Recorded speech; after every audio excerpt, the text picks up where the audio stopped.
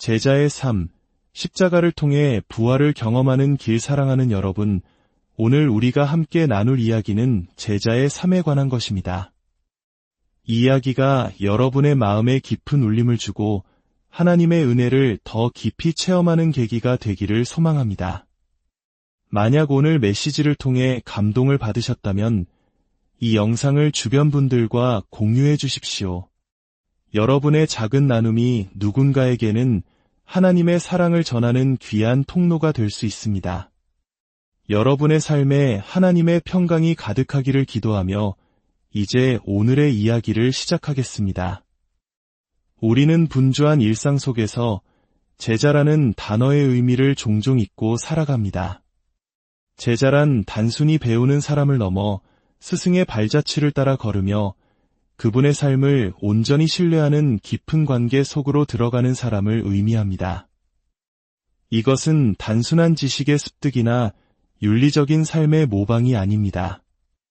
이것은 신뢰에 기반한 관계적 여정입니다. 이 여정의 가장 완벽한 본보기는 바로 예수 그리스도의 십자가입니다. 예수님께서는 생명을 빼앗기신 것이 아니라 우리를 위해 스스로 생명을 내어주셨습니다.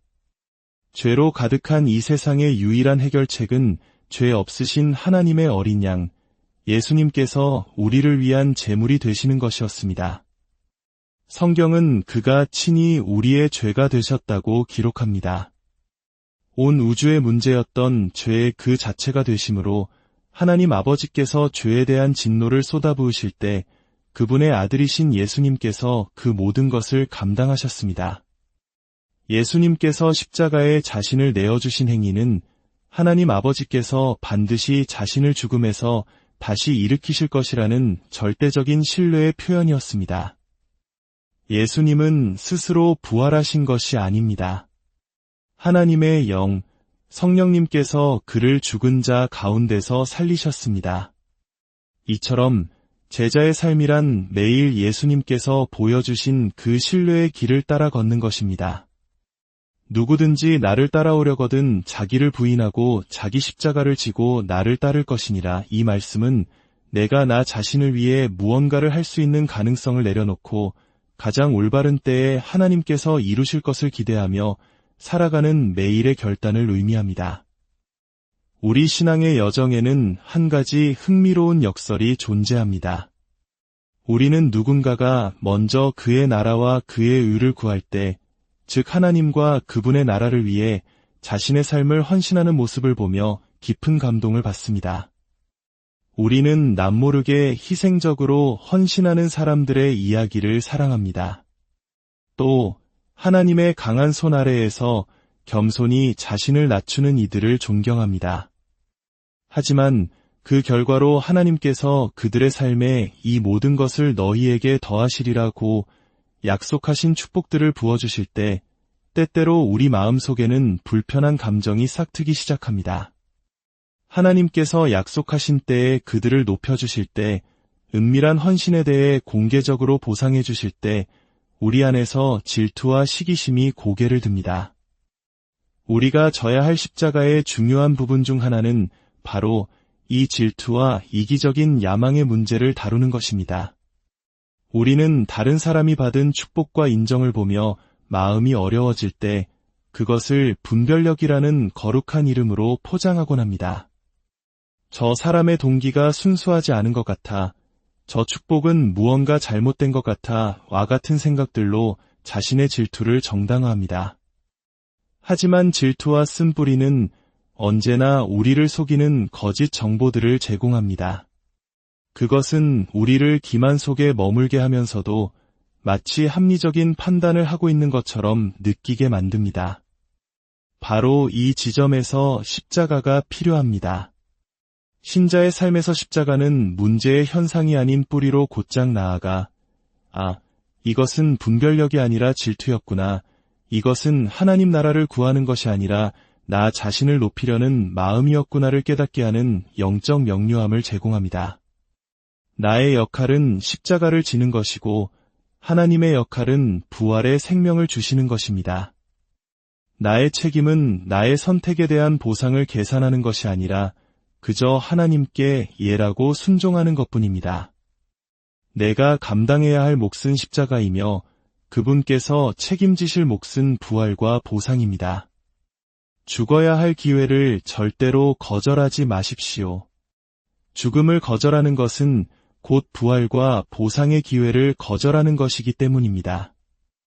마태복음 10장에서 예수님은 우리에게 매우 도전적인 말씀을 하십니다.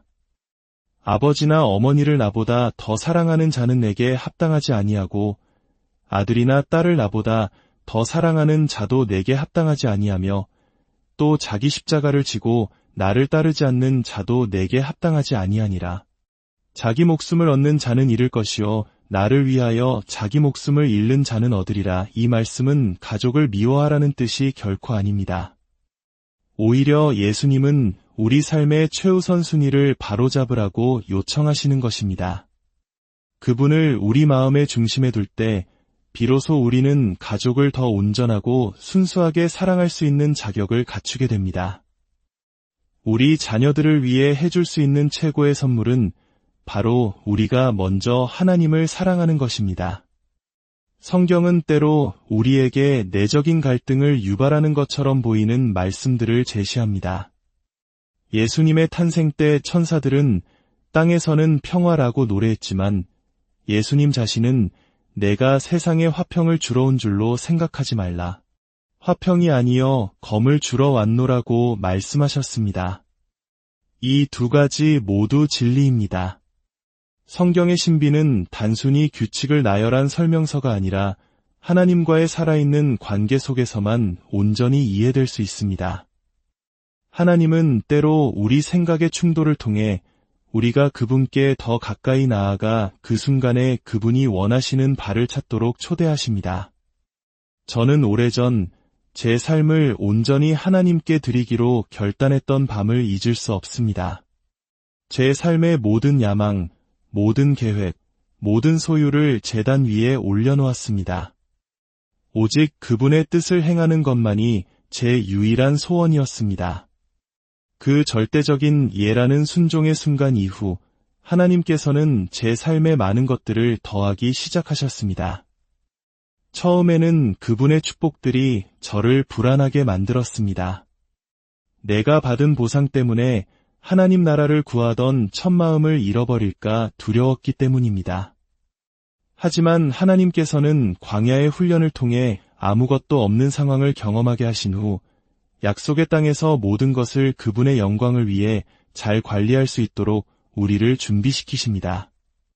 제자의 삶은 하나님께서 우리에게 맡기시는 축복들, 즉 기름 부음, 호의, 통찰력, 재정, 사회적 위치 등을 잘 다스리는 법을 배우는 과정이기도 합니다.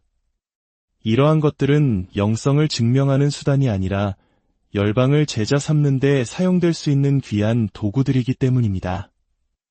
요한복음 15장에서 예수님은 포도나무와 가지의 비유를 말씀하십니다. 가지의 유일한 책임은 나무에 붙어 수분과 영양분을 흡수하는 것, 즉 생명에 연결되어 있는 것입니다. 그럴 때 열매는 저절로 맺힙니다. 이 비유에서 열매는 기도의 응답을 의미합니다. 우리가 하나님 안에 거하며 그분과 깊이 교제할 때 우리의 심장 박동이 하나님의 심장 박동과 일치하게 됩니다. 우리의 기도는 하나님의 기도가 되고 기도의 응답은 숨쉬는 것처럼 자연스러운 일상이 됩니다. 이것이 바로 하나님께서 우리를 창조하신 목적, 즉 그분과 함께 세상을 다스리는 동역자의 삶입니다. 한 아내가 낚시를 좋아하는 남편을 위해 깜짝 선물을 준비한 이야기가 있습니다. 그녀는 남편 몰래 남편의 친구에게 연락해 낚시 여행을 약속하고 남편의 직장 상사에게 전화해 휴가를 받아두었습니다. 그리고 남편의 낚시 장비와 여행 가방까지 모두 챙겨두었죠. 퇴근하는 남편을 차에 태운 그녀는 말했습니다. 여보, 지금 바로 친구와 낚시 여행을 떠나는 거예요. 남편이 내일 출근해야 한다고 집에 가서 짐을 챙겨야 한다고 말했지만 아내는 이미 모든 것을 준비해 두었다고 대답했습니다. 생각해 보십시오. 내가 스스로 싸워서 얻어낸 축복과 다른 사람이 나를 위해 싸워서 얻어준 축복 중 어느 것이 더 달콤할까요? 이 남편은 평생 수많은 낚시 여행을 했겠지만 아내가 자신을 위해 싸워 얻어준 그 여행을 영원히 잊지 못할 것입니다. 이것이 바로 제자의 삶의 신비입니다. 내가 마땅히 해야 할 일을 포기하고 하나님의 뜻에 순종하는 십자가를 선택할 때 하나님께서 친히 내 삶에 개입하셔서 이 문제는 내가 너를 위해 처리해 주마라고 말씀하십니다. 그때 우리 삶에 더해지는 모든 것들은 나의 노력이 아닌 십자가를 통한 하나님의 은혜의 선물이 됩니다. 삶이 복잡해지고 무엇이 나의 노력의 결과이고 무엇이 하나님의 선물인지 분별하기 어려워지는 이유는 우리가 스스로의 힘으로 무언가를 쟁취하려 하기 때문입니다. 사랑하는 여러분, 오늘 여러분의 마음을 살피시길 바랍니다. 마음속 깊은 곳에 시기심과 이기적인 야망이 자리 잡고 있지는 않습니까? 관계의 아픔 속에서 상대를 용서하고 축복하는 대신 머릿속으로 끊임없이 상대를 비난하며 홀로 승리하고 있지는 않습니까? 고통은 우리가 아직 죽지 않은 영역에서만 느껴지는 법입니다. 이제 그 모든 아픔과 이기심을 십자가 앞에 내려놓으십시오. 나에게 상처 준 사람을 존중하고 나를 외면하는 사람을 섬기며 은밀한 곳에서 그들을 위해 축복을 기도하는 십자가의 길을 선택하십시오. 하나님께서 오늘 밤 여러분의 잠자리에 찾아가시고 내일 아침 여러분이 제자의 귀로 깨어나게 하시기를 기도합니다. 그분께 예라고 대답하는 기쁨으로 하루를 시작하고 그 순종 위에 부어주시는 하나님의 놀라운 부활의 능력을 매일의 삶에서 경험하게 되시기를 축원합니다. 여러분의 삶이 하나님의 나라를 먼저 구함으로 그분이 더하시는 모든 축복의 통로가 되기를 우리 주 예수 그리스도의 이름으로 간절히 기도합니다.